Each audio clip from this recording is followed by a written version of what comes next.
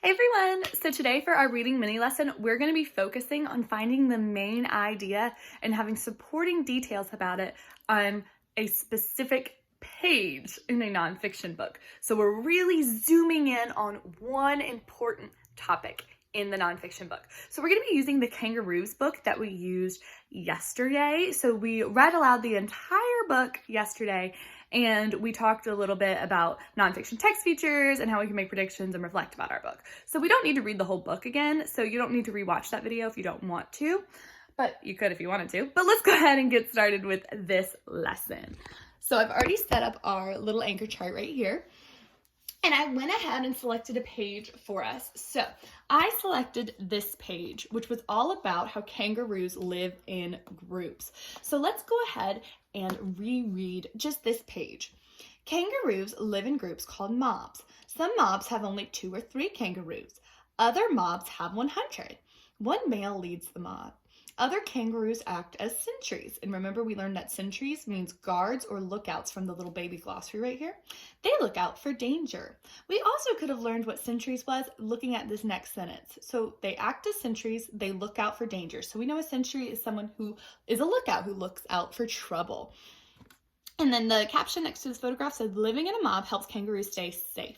So the whole idea, I looked at this first sentence to help me. Generally, that first sentence is going to give you a pretty good indication of what your main idea of this page is going to be. So it says kangaroos live in groups called mobs. So I shortened it a bit and said kangaroos live in groups. Kangaroos don't live by themselves. They live in big groups of kangaroos. Now we're going to look at the supporting details. What is important to know about kangaroos living in groups that's on this page that can support my main idea of kangaroos living in groups?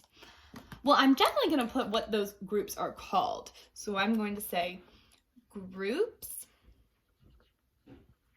of kangaroos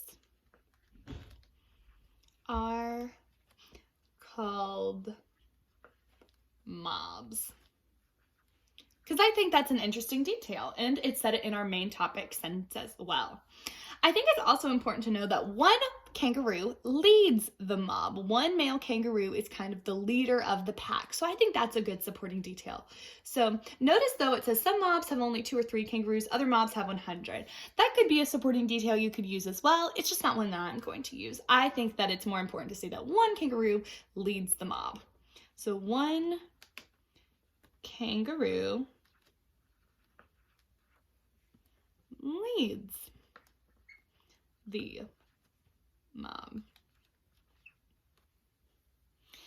And then I'm actually going to go to the caption for my next one. You can see that, which is living in a mob helps kangaroos stay safe.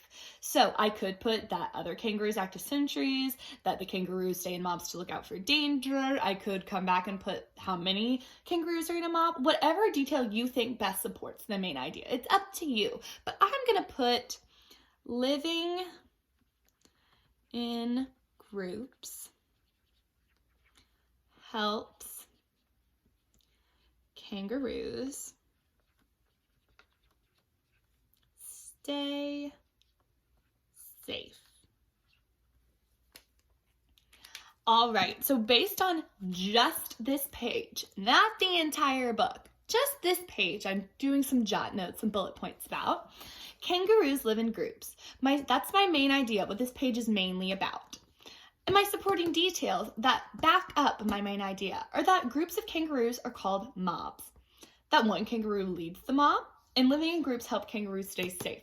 These 1, 2, 3 details all connect back to the main idea. They're all about kangaroos living in groups. I don't just have random kangaroo facts down here.